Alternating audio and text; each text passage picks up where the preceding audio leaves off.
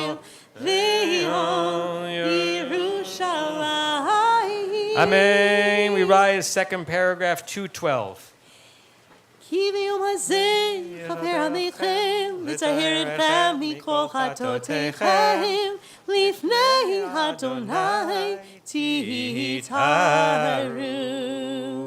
יתגדל ויתקדש שמי רבם, ימד יברח ירותי, וימליך מלכותי, וחייכון וביומכון, וחיי דכל בית ישראל, בגלה ובזמן קריב, במהרה Shmei Rabba Mevorach Leolam Leomei Omaya Yitbarach. Yisvarach, Yishavach, Yitvar Yitzomamit Nasi, Yitzadar, Yitzalev, Yitzaval, Shemiri Kudisha, Virichu, Liheila, Liheila, Mikol Birchata V'shirata, Tushbechata V'nechamata Damiran Be'alma V'imneru Amen. The Amidah is said in a quiet whisper beginning 2:13 with the first recitation of the Al-Chetz, the list of sins that we're going to be saying throughout Yom Kippur, 2:13.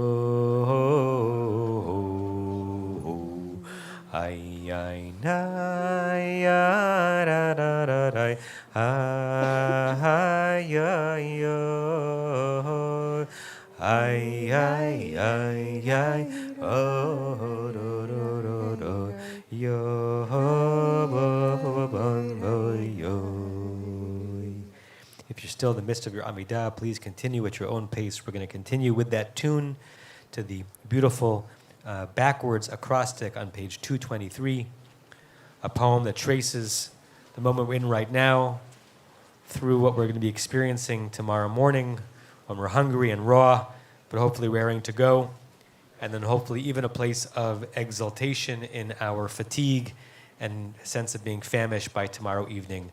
We'll do the first 3 paragraphs and the last 2 paragraphs on page 223. Yale, yale, tachanunenu, me'erev, ve'yavo shavatenu miboker, ve'yera erinunenu ad arev, ve'yera erinunenu ad arev, ya'ale, ya'ale kolenu me'erev, ve'yavot tzidkatenu miboker, ve'yera epidionenu ad arev, ya'yara epidionenu ad arev, ya'ale, ya'ale inu yenu me'erev, ve'yavo slichatenu miboker,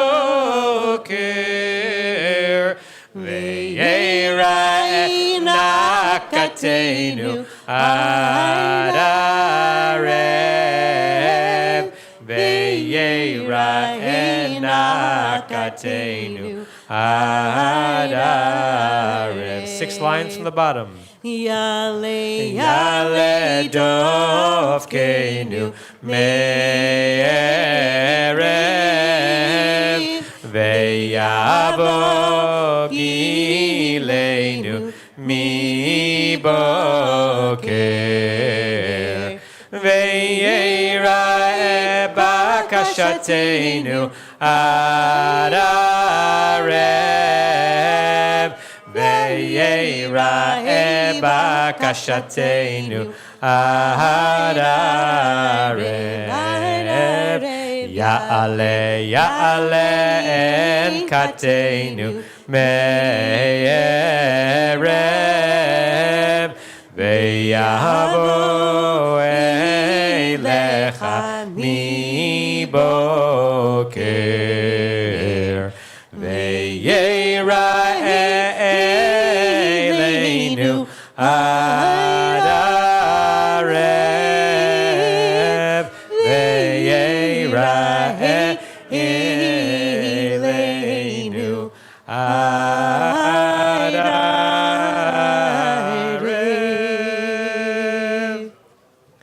It's now my honor to call to the bima someone from whom I learn every day, who's more committed to this community than you could possibly fathom, even if you were being generous in your fathoming, to my dear friend and our shul president, Mark Samuel.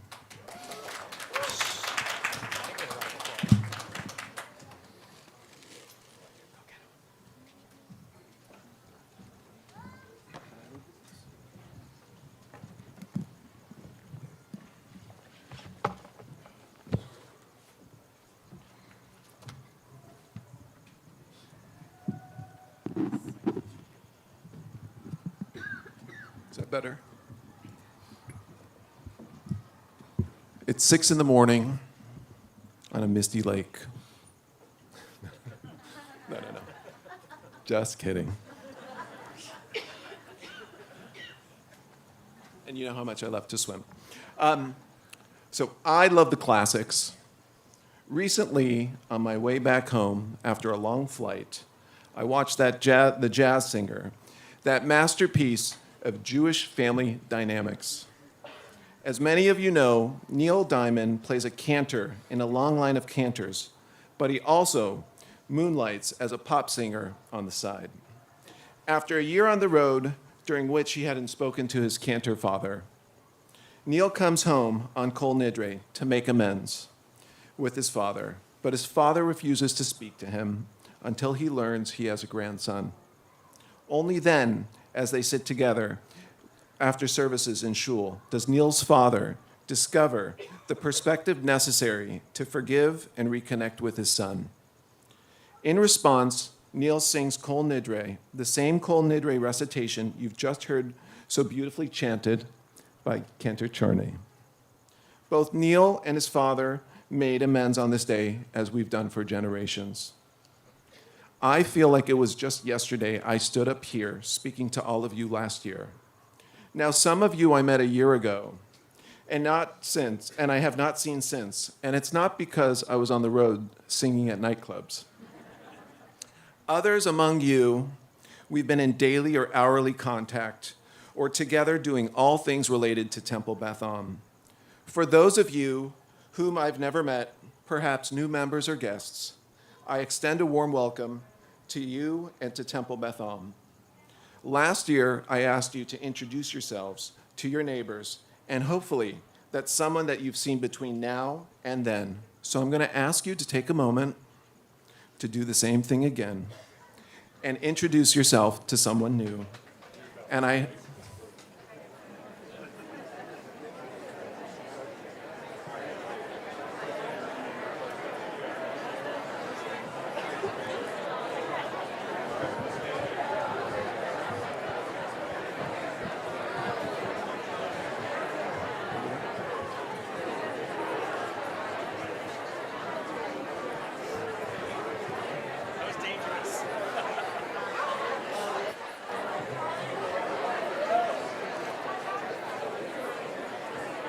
So,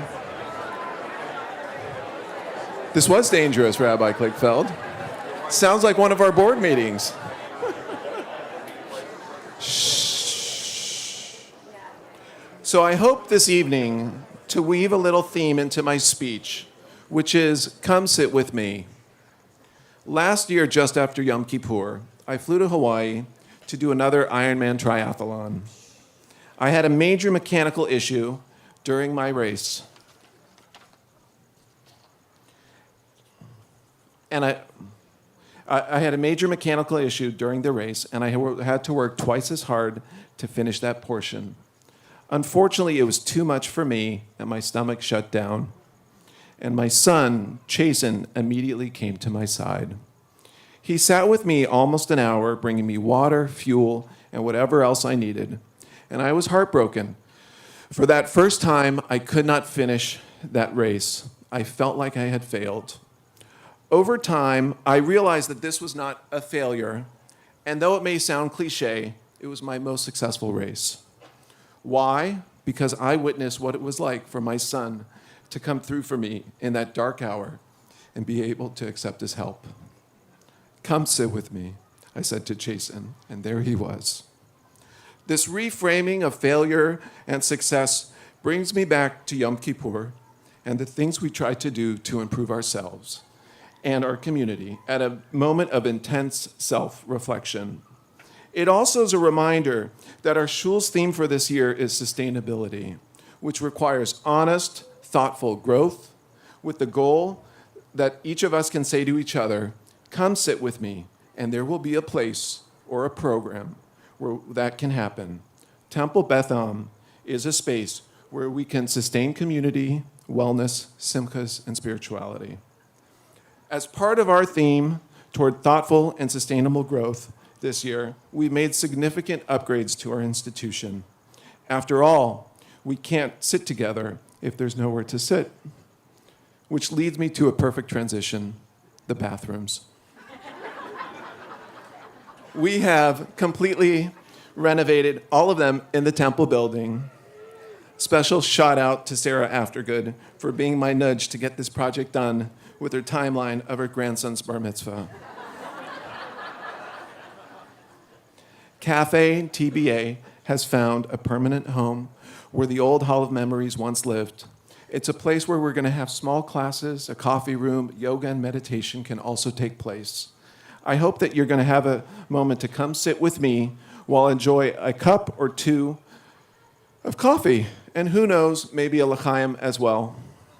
I encourage you to take a look at the Dorf Nelson Chapel, where the old plaques from the Hall of Memories are beautifully hung. We hope that you're going to linger and enjoy simply being on Temple Beth Am's campus with a cup of coffee without having a timeline to leave. We strive to feature volunteer baristas every Shabbat morning with a brief weekly drop-in teachings by clergy. Last year, we discussed installing solar panels, and the city hopefully will give us the green light in the next couple of weeks. I anticipate this project to begin sometime after Sukkot. Though we're not entirely off the grid, we're doing our part to become more sustainable for the future. To contribute our part to being sustainable while here, we're also encouraging you to come hydrate with us sustainably by bringing your own coffee cup or a water bottle to campus. And if you don't bring a coffee cup, we'll provide you one. Pilch Hall is a centerpiece of our campus, and this year we're going to renovate it. Rabbi Schott's vision, which is shared among the senior staff, is to create a Beit Midrash with a robust library vibe. Some cabinetry has already been installed. A new glass door is coming with a new aron, shulchan, a wall of bookshelves, a room for study, prayer, a resource for reading. We're also going to have Zoom and live stream there. This space is going to continue to be used for daily minyan, our adult education classes, Beitenu, and classroom spaces for Pressman Academy. It's going to remain a space that's going to be fully open for parties, and we hope this room will be a cornerstone of a Temple Beth Am's experience, making it clear from the moment you walk in to our institution that you walk into the lobby that you're invited to come sit with us or come learn with us and gather as a community. We hope to complete this project sometime by January. At the same time, Rabbi Schatz continues to work hard with her team, expanding the programming department. So let's give a shots out to Aaron Aftergood, our new programming VP. Natalie Weiss in her new role for the incredible rich of surge programming like the Nexers group formed last year for those in their 50s and 60s. Another new program that's buzzing with energy is Temple Beth Am's choir. So come sing with me, or better yet, come sing with Rabbi Schatz. Our focus on sustainability, as I mentioned earlier, will center around community, wellness, simchas, spirituality, and all the ways they flow into each other. Apart from the community building programs I just mentioned, We'll have a chance to sustain community and wellness by reopening our Chesed fridge, supporting addiction awareness, Shabbaton, building Hever Kadisha, and monthly Shabbat community Shabbat dinners. Our over-expanding interest groups to the programs, which focus on film, cooking, traveling, Shabbat Sovev, Intro to Judaism, upcoming conferences like the Baruch Weekend and Kol Tefillah. There is so much. We're also, I'm going to segue, we're also especially grateful for Michael Harris, who continues to have daily minyan. We really thank him for all of his hard work. It's time for us to revamp our website, making it more accessible, user-friendly, and informational. It's a long-awaited change, and we know that you're going to enjoy this new platform later in the year. Please look out for the TBA QR codes. Not tonight. Bless you. And I hope that you'll enjoy some special interest groups that are available on the WhatsApp communities. Now I invite you to come celebrate with me. One of the categories of the theme of this year is sustainability is sustaining simchas, and our success is evident. Rabbi Cherny is devoted to all our B'nai Mitzvah students, ensuring they're well prepared in Torah, as well as connecting more broadly with young students on their Jewish journeys. This year, we introduce a new embracing ritual for families celebrating their last child's B'nai Mitzvah in their family. It's a beautiful ceremony. At the mitzvah, parents and siblings come together before the simcha to sign a specially crafted Torah mantle with a square set aside to be decorated with a fabric pen, and the students make a pledge to carry it forward. This year, Cantor Chorney will focus on endowing the future of equitable mikveh access in Los Angeles by building a nonprofit organization focused on the creation of the new sacred Jewish music, supporting artists who produce it. Rabbi Cantor Chorney, you brought light and music into our davening space, and you continue to brighten it. Thank you. Our B'nai Mitzvahs would not be complete without a little bit of chulent. So come nosh with me as we enjoy all the hard work of Rana and Balbusta Catering. The entire team works so hard on Shabbat and all the simchas.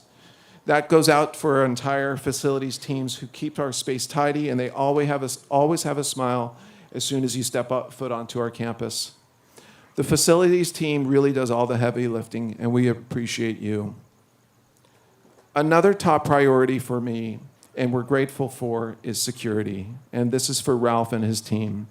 We're always looking at ways to make our community safer and to harden our target. We will work closely with our partners at the CSI and the Jewish Federation, and we're fortunate to have one of our longtime members, Jeffrey Abrams, who is the regional director of the ADL, who always provides us support and guidance. We thank him for his service to our community in the city. The Cement Society will be back this year, and after the break, look out for the next event coming in the next few weeks. Joel Cooper will be leading this charge, and we thank him.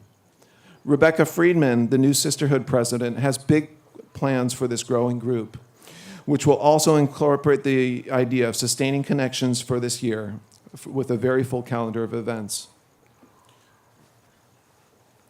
For a guy who likes bikes, I want to switch gears for a moment to honor the people I sit with night after night, our extraordinary, vibrant board of trustees, for whom the sustainability of our institution through thoughtful, responsible growth is of paramount concern.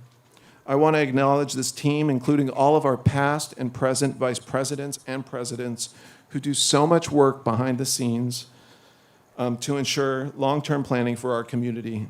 We also welcome 5 new remarkable board members. Our future is in good hands. Let's take a moment now to acknowledge the incredible work of our executive director, Cheryl Goldman. I do not know, yes, really.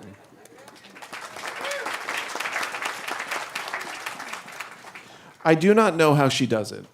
Her responsibilities touch on so many aspects of her synagogue experience. She's involved in every part.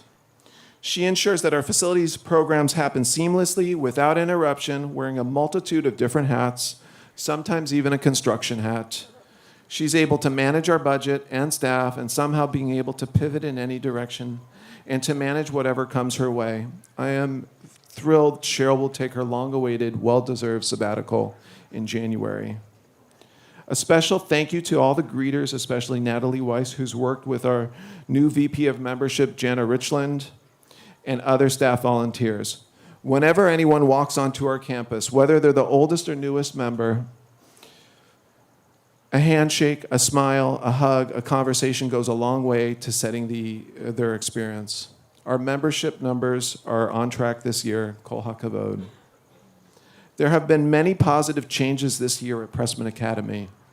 I'd like to highlight two that are receiving overwhelming reviews. First is that our students are looking extra spiffy in their new uniforms. So please look out for them when you see them around town. The second change is that all students and teachers gather together here on Ziering Field, Family Field, to start their day each morning with the Pledge of Allegiance and singing Hatikva. It's amazing to watch them, and it's a wonderful opportunity to build our community and begin the day. Dr. Rothblum is an outstanding leader and educator who has helped create and grow our community. Pressman continues to thrive, and our enrollment numbers continue to rise, and most of our students get placed in their first choice high school. This work takes a village from all of the administrators, teachers, and professionals at Pressman Academy. We are grateful for what you do, for setting the right tone for our Jewish students' paths while continuing to make Pressman Academy mensches. As you know, we had hoped to embark on a middle school major capital campaign this past year, but we realized this was not the moment for a $15 to $20 million campaign. Instead, Dr. Rothblum sat down with our lay professional leadership, architects, fundraising team, land use consultants, to figure out a solution that will solve 85 to 90% of the school's needs for the future. There are 4 major projects we are going to tackle. The first is rehabilitating the Gansberg building. The second is renovating Pilch Rooftop by building 2 classrooms to create a flexible learning environment, remodeling and renovating the balcony space into a dynamic theater space for Pressman and Temple events, and modular classrooms on Corning for our middle school students. And yes, there is going to be a capital campaign, and I hope that you're going to join me making a commitment to the future of Pressman Academy. The Board of Trustees and the Education Cabinets fully supports this plan, and we feel we realistically can raise $5 to $6 million for these projects. And my personal and institutional goal is to complete this project with no long-term debt. Our goal is to have most of these projects complete by the fall of 2024, which will be a perfect time for the next president, Jackie Jacobs, to continue on this trajectory. Now let's speak about YLE for a moment. Rabbi Matt Shapiro and our new VP, Brian Carmel, who happens to also be related to Bobby Ring. I didn't see Bobby tonight, but Rabbi Shapiro and Brian work very hard ensuring that all families feel connected to and inspired by our community. The JLC has seen significant enrollment increases, 21% over the past year. We're pleased to welcome our new JLC director, Ellie Laycook, to the community. We are continuing to strengthen all of the opportunities for JLC, including Tashlik, which happened earlier this morning, Havdalahs, JLC community Shabbats, and holidays. Camp Keshet was a hit this summer. The Shabbaton brought over 250 people to Ramah. Yasher Koach, Rabbi Shapiro, Brian Carmel, and Sarah Onefer for leading this charge. Rabbi Klickfeld, you have been an incredible partner with this year with me. Your vision, commitment have pushed me to keep the ball rolling, and we've been quite busy. It's a true honor to work with you, with your wisdom, wittiness, and grace, and desire for Temple Beth Am to go green. Those qualities, along with your love of Israel, of course, baseball, meditation, swimming in a lake, and bikes have been central to the vibrancy and growth of Temple Beth Am. Rabbi Klickfeld, you possess so many raw talents, and we've seen it, and we see your relational rabbinical style here on the pulpit. It is a true gift to our community. Thank you.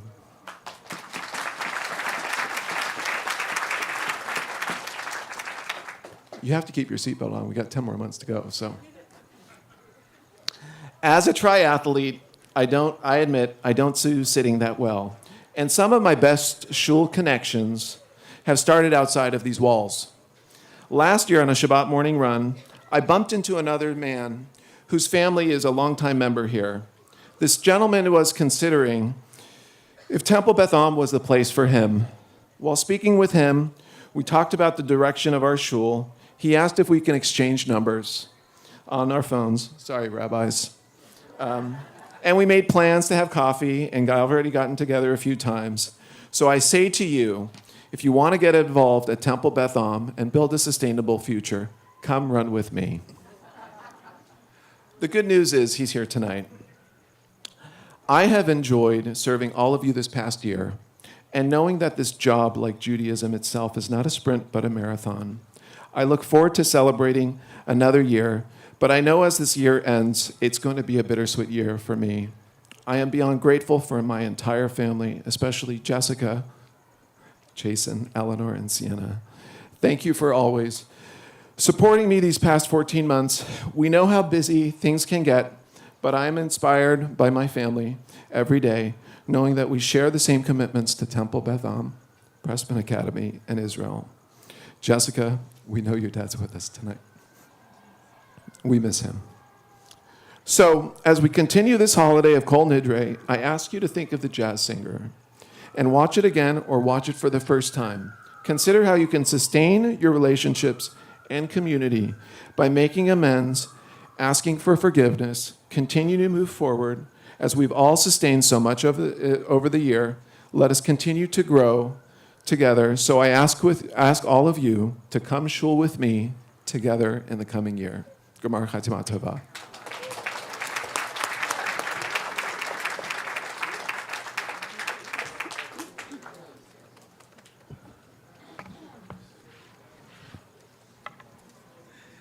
Thank you, Mark and Yasher Koach. We're going to continue our service. You can turn to page 225 as Kenner Chorney sings Hanasham Alach, page 225.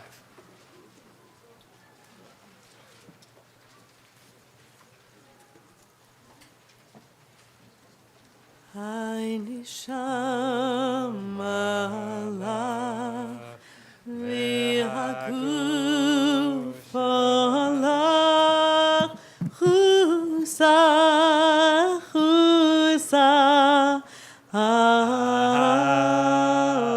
alach hanesham alach v'haguf alach chusa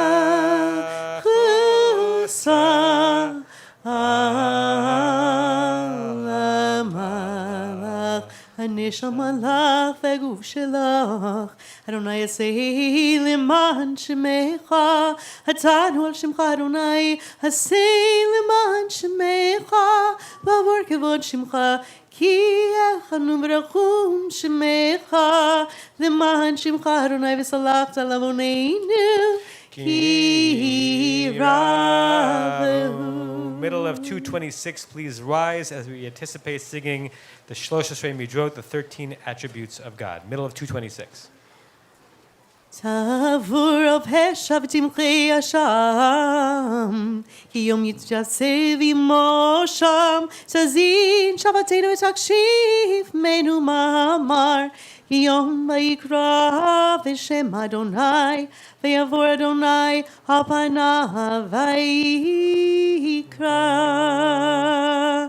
Adonai, Adonai El Rachum Mechanun Erech Apayim V'Rav Chesed V'Yemet Notzer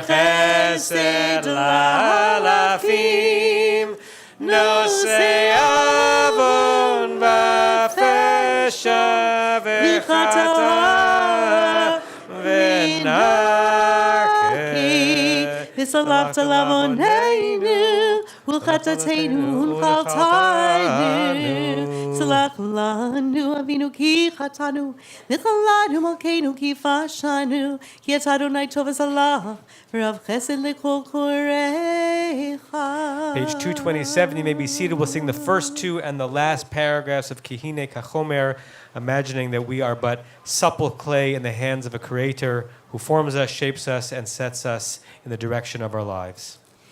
הנה כחומר ביד היוצר ברצותו מרחיב וברצותו מקצר כן אנחנו בידך חסד נוצר לברית הבית ועל תפן ליצר הנה כאבן ביד המסתת ברצותו אוחז וברצותו מחטט כן אנחנו בידך מחיה וממוטט לברית הבית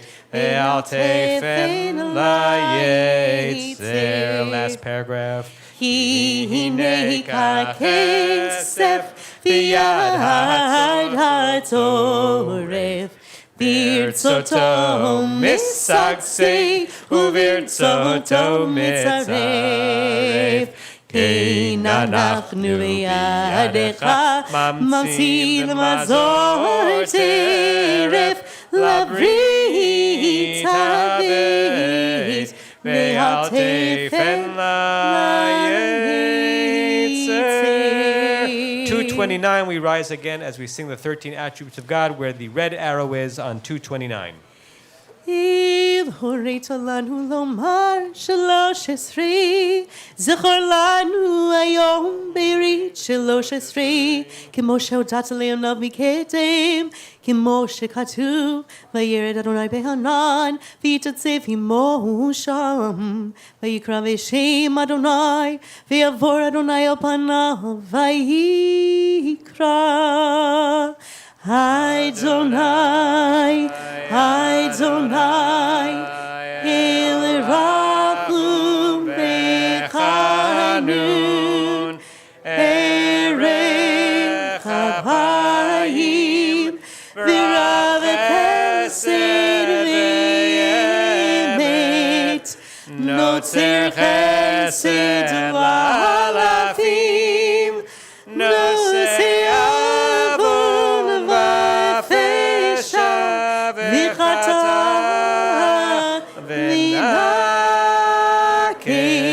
וסלחת לעווננו ולחטאתנו ונחלתנו סלח לנו אבינו כי חטאנו וחללנו מלכנו כי פשענו כי אתה אדוני טוב וסלח ורב חסד לכל קוראיך.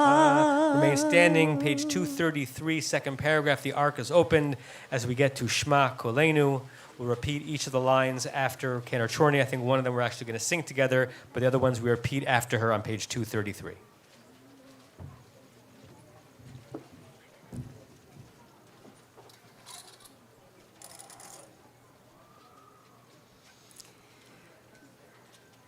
Shema Kolenu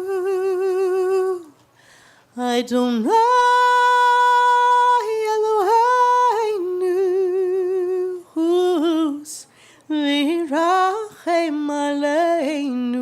Aleinu v'kabel v'rachamim uratzon et tefilatenu. Shema Kolenu Adonai Eloheinu Chus v'rachem aleinu v'kabel b'rachamim uvratzon et tefilateinu. Hashivenu Adonai elecha v'nashuva Hadesh yameinu yameinu kekedem Hashivenu Adonai elecha v'nashuva Chadesh yameinu kekedem. Hashivenu Adonai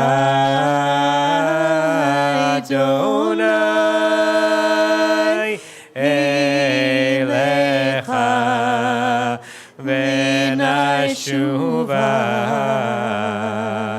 Chadesh yameinu kekedem.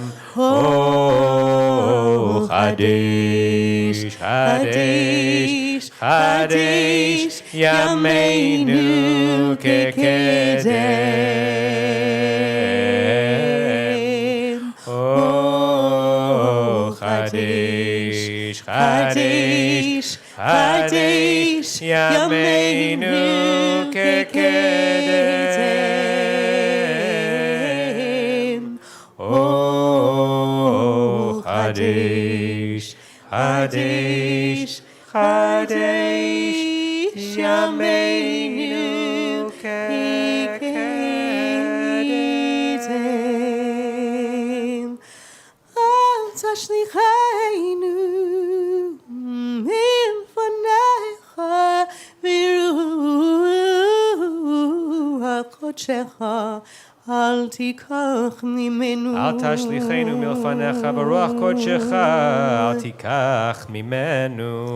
Al tashlichenu liet zikna. Kichlot kochainu al tazvenu. Al tashlichenu liet zikna.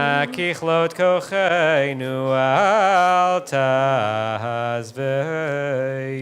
No, let us in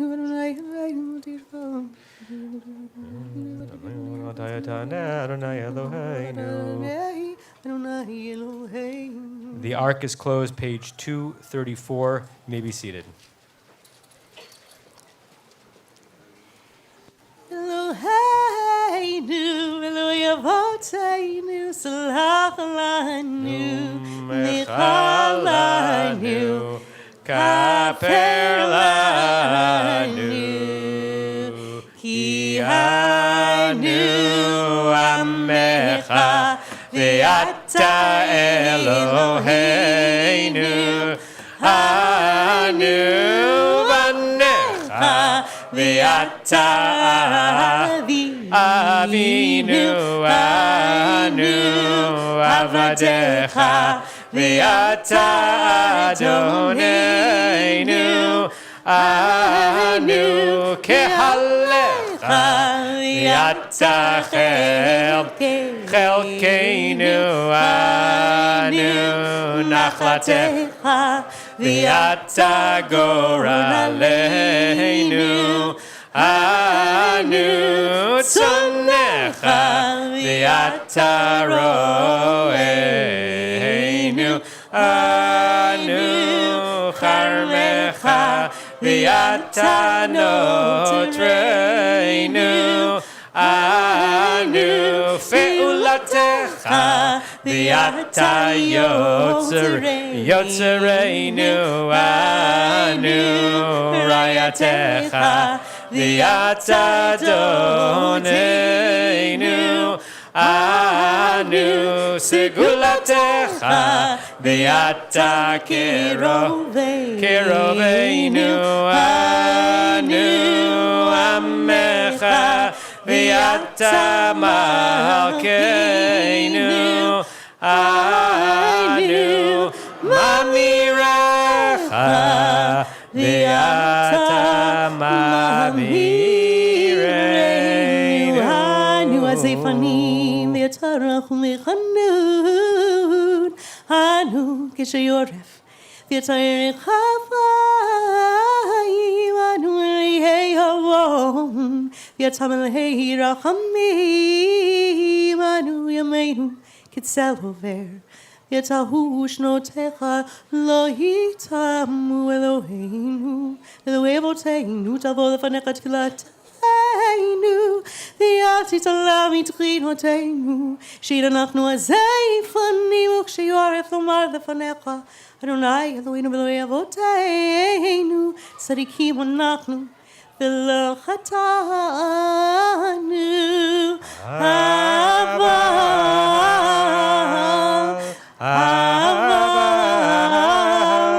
אנחנו ואבותינו חטאנו. We already said it once quietly. We're about to, in a moment, stand and start listing these sins alphabetically. Every time I get to this list, I ask myself, are these really my sins? Do I sin alphabetically? And how many of us really can repent for chamasnu, we've committed violence, or we've robbed people? Hopefully very few of us. What's the stuff that we really have contrition for? And the sins for which we are truly guilty? A child counselor shared some things that her young clients have said during their sessions, and she wrote them down anonymously. I came across this list. It's one of the saddest and most eye-opening things that I've come across in a long time. The sins in this one are parent-related, but whether or not you have children, you have analogs in your life, and we can all relate, and we can all repent. A 6-year-old child wrote, "If I ran away, my parents wouldn't know. They don't say goodnight anymore. I feel like a bad kid when I make a mistake, usually because my parents think I did it on purpose," said a 7-year-old. "My mom says in a minute, and hours go by. This is why I yell and demand. She forgets me," 16 years old. "I love my mom and dad even when they yell at me. I always love them. I wish I knew they loved me as much," 10 years old. "My parents are always busy or on their phone. Why am I here? Makes me want to leave," 9 years old. "When I annoy my mom, it's because I want her attention. I don't get it any other way," 13 years old. "Lying to me when I ask if you are okay makes me not trust myself. I'm connected to you," 15 years old. "My dog gets more attention."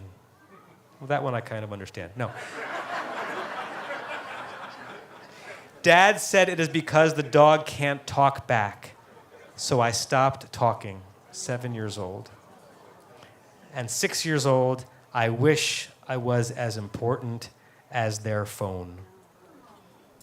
We got lots of sins, but perhaps the most crucial, and hopefully the most changeable, is to focus on the ones closest in, and at the very least, when you're present, be present.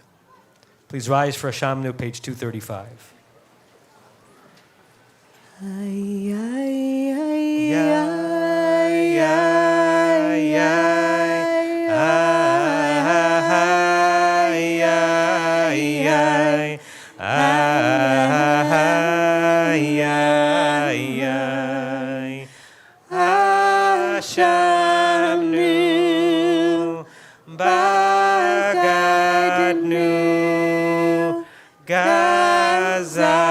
Gazalnu, Dibarnu Dofi,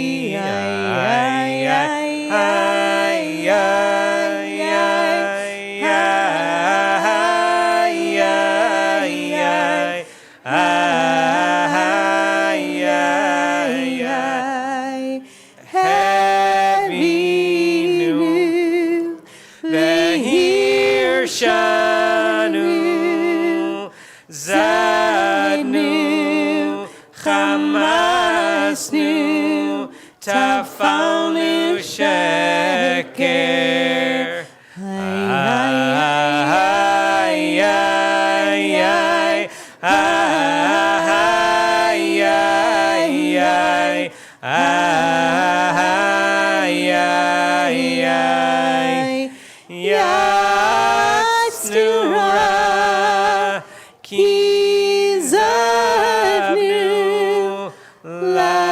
Yatznu, Maradnu, Niatznu, Sararnu, Avinu,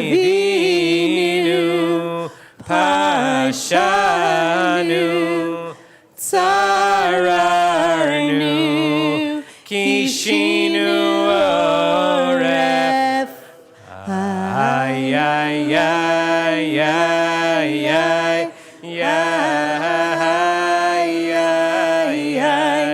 ay, ay, ay, Rashanu,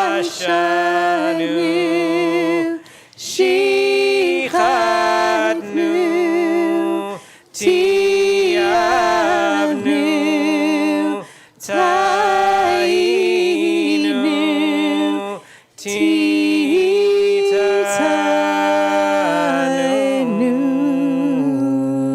Sarnu mitzvotecha mishmishtatecha hatovim v'lo shavalanu v'yatzatik al kol habaynu ki evet asita v'anachnu irshanu. Bottom of 236, together in English, on the bottom of the page where it says the Hebrew letter Hey. You know the mysteries of the universe, the deepest secrets of everyone alive. You probe our innermost depths. You examine our thoughts and feelings. Nothing escapes you. Nothing is secret from you. Therefore, may it be your will, our God and God of our ancestors, to forgive us for all our sins, to pardon us for all our iniquities, and to grant us atonement for all our transgressions. Achit shkatan levanecha v'yonis netzav achit shkatan levanecha v'achit shkatan levanecha v'yonis.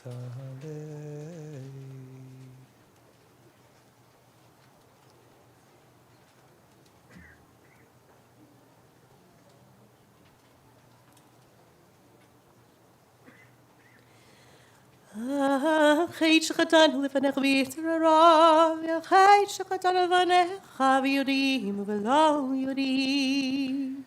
V'yal kulam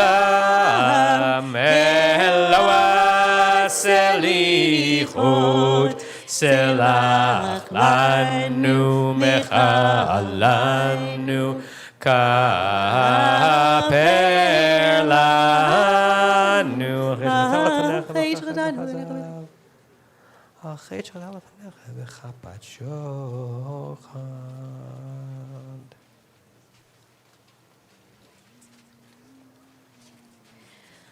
Achit shkatan levanecha v'inaim ramor achit shkatan levanecha v'yazut metzach. V'yal kulam Eloah selichut selach lanu mechalanu kaper lanu. Achit shkatan levanecha Befrikat oh.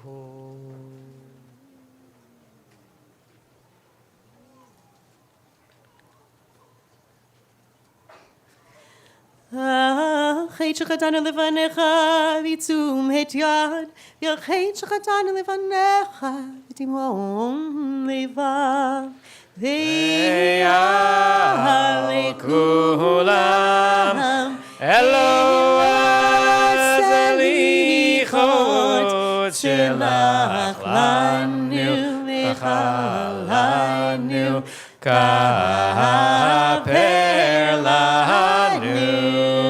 V'yal kulam Eloah selichut selach lanu mechalanu melach lanu mechalanu kaper lanu. Please remain standing. We turn to page 243. The ark is open for Avinu Malkeinu. After Cantor Chorney starts, we'll begin quietly. When we get to the lines in bold, we'll repeat each line after her. Page 243, the ark is opened.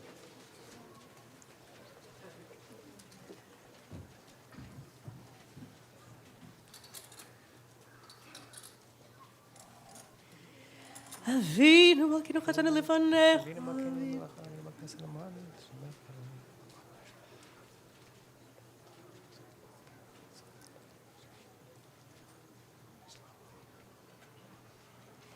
Avinu Malkeinu Hachazirinu B'Shuva Shlema Lefanecha. Avinu Malkeinu Hachazirinu B'Shuva Shlema Lefanecha. Avinu Malkeinu Shalach Refuah Shlema Lecholeim Lecha. Avinu Malkeinu Shalach Refuah Shlema Lecholeim Lecha. Avinu Malkeinu Zochreinu B'Zikaron Tov Lefanecha. Avinu Malkeinu Zochreinu B'Zikaron Tov Lefanecha. Avinu Malkeinu Godveinu B'Sefer Chayim Tovim. Avinu Malkeinu Godveinu B'Sefer Chayim Tovim. Avinu Malkeinu Godveinu B'Sefer Gulav Yeshua. Avinu Malkeinu Godveinu B'Sefer Gulav Yeshua.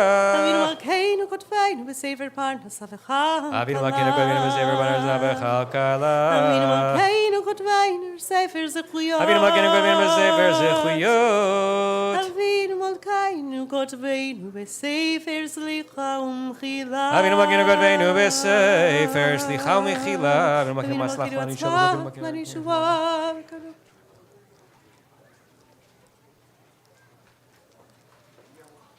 Assalamu alaikum.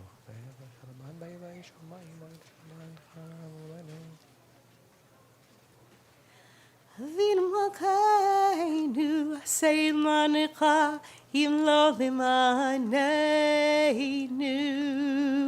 Avinu Malkeinu Choneinu Vaneinu. Avinu Malkeinu Choneinu Vaneinu Ki Ein Banu Masim Asei Manu Tzedaka v'chesed Asei Manu Tzedaka v'chesed ve'oshienu Avinu Malkeinu Choneinu Vaneinu. Avinu Malkeinu Choneinu Vaneinu Ki Ein Banu Masim Asei Manu Tzedaka v'chesed Asei Manu Tzedaka v'chesed ve'oshienu.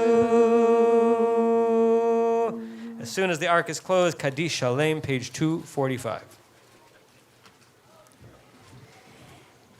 Yitkata Shmi Rabba. Amen. Milma Divara Kirutei Ve'olich Barchutei V'chaychon Uvyom Heichon Uchayetech Beit Yisroel V'kalav V'zman Kariv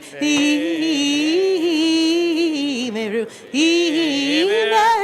Amen. Yehi Shemei Rabba Mevarach Leolam Olamei Amaya Yitvarach V'yishavach v'yiparei Shemam V'yitnasei V'yitadar v'yitalei v'yitalach Shemei Tekudesh V'yirichu Le'yela Le'ela V'yikol Birchata V'shirata Tishvechata v'nechemata Da'amirama Imeru Amen.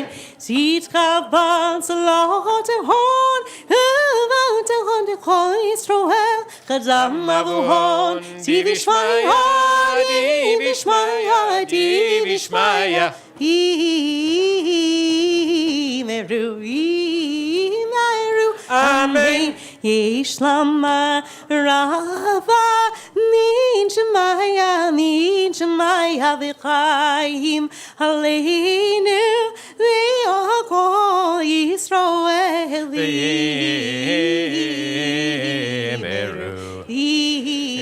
Imeru, Amen. Ose Shalom, Imeru, Yase Shalom, Aleinu, Aleinu v'al kol Yisrael Imeru, Amen. We remain standing for Aleinu, page 246. Aleinu l'shabeach l'adon hakol l'teit gedula leotzer bereshit shelo asanu kegoye haratot v'lo samanu k'mishpachot ha'adama shelo samach elkeinu kahem v'gor aleinu kechol amhonam v'anachnu koreim Modib, Livnei Melech, Lachim Hilachiv, Hakadosh Baruch Hu. Should just make.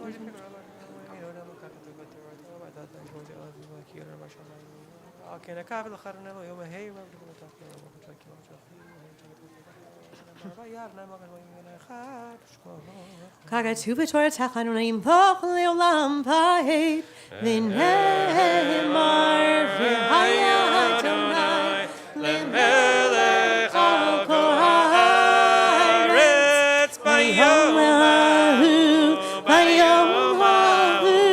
yeh Adonai echad u'shemo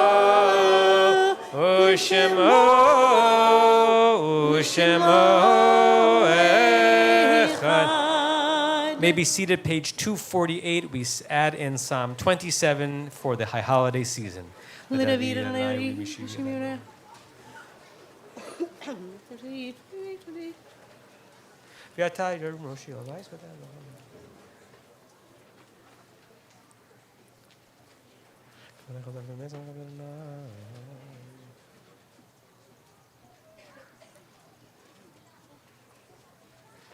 Lule himmati lirot v'tuv Adonai b'eretz chayim kaveil Adonai chazak v'yetzibecha v'kaveil Adonai. Kaddish Tom, Mourner's Kaddish, page 247.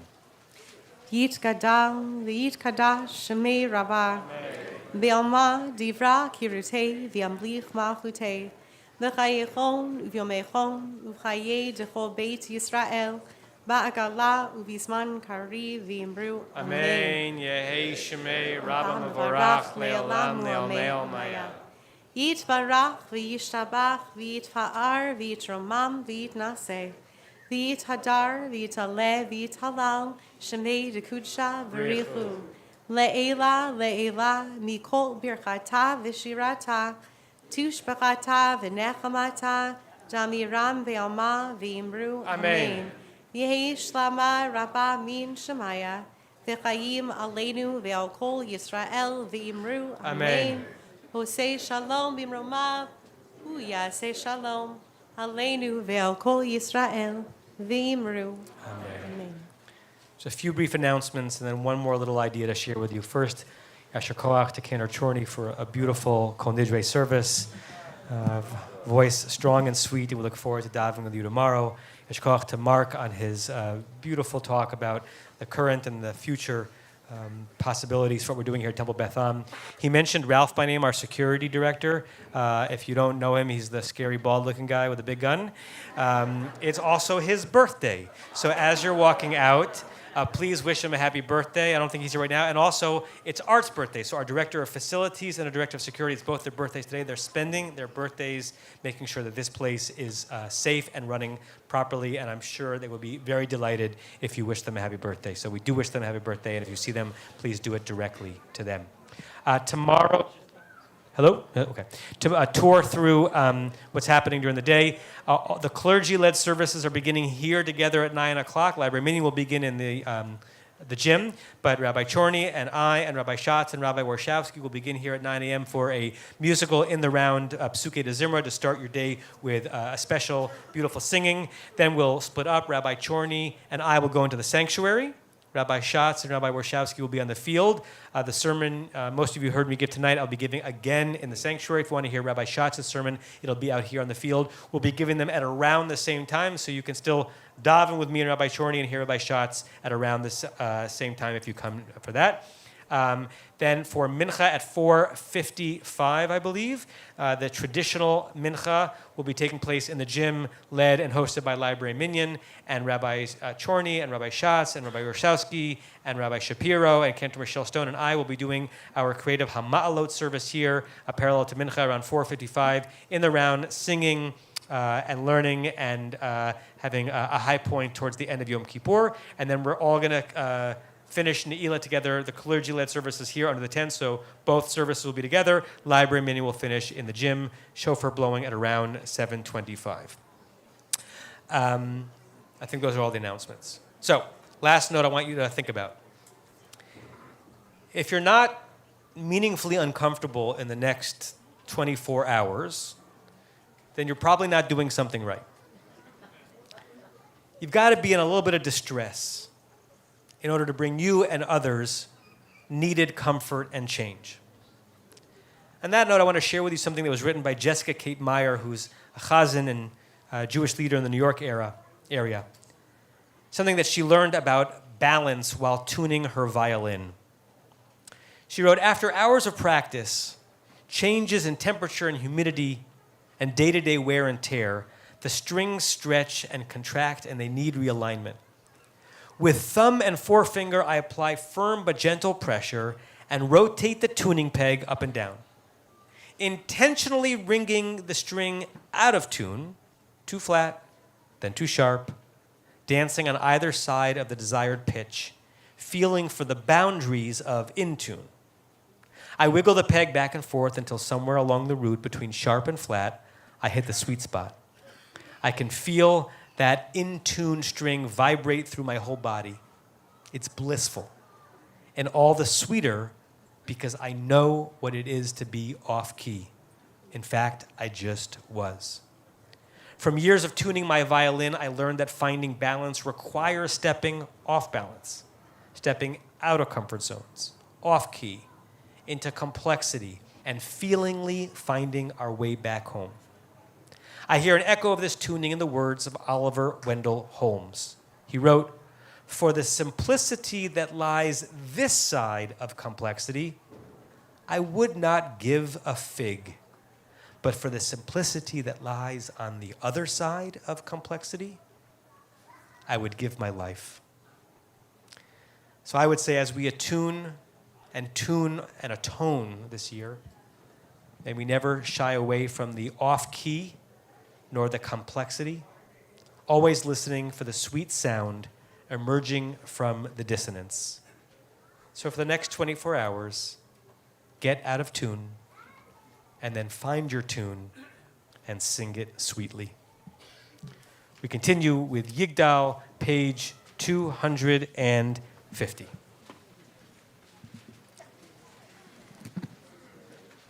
Yigdal Elohim Chai v'yishabach Nimsa v'yirei Talitziuto Echad v'yachid Keichuto Ne'lam me'gamitzof Le'achtuto Ein lo demuta guf ve'eino guf Lo naroch elav kedushato Kadmon lechol davar Asher nivra Rishon ve'ein reshit le'reshito Hino Adon Olam Lechon Otzar Yorei Gedulato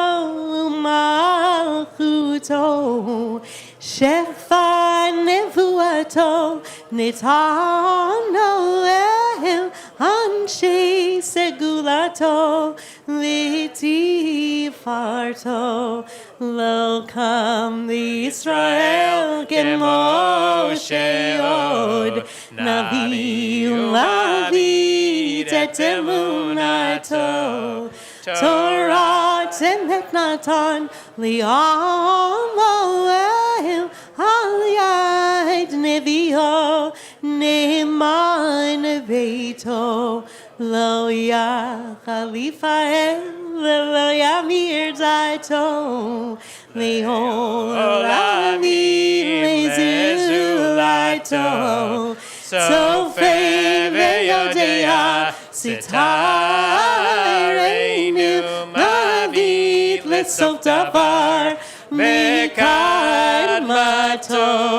Gomer Leish Chesed Kenifalo Noten Lerashara Kerishato Yishlach Leketz Yamin Mishicheinu Liftot Mechakeketz Yeshuato Meitim Yechayel Lirom Chasado Baruch Adonai Shem Tehilato Meitim Yechayel Lirom Chasado Baruch Adonai Shem Tehilato.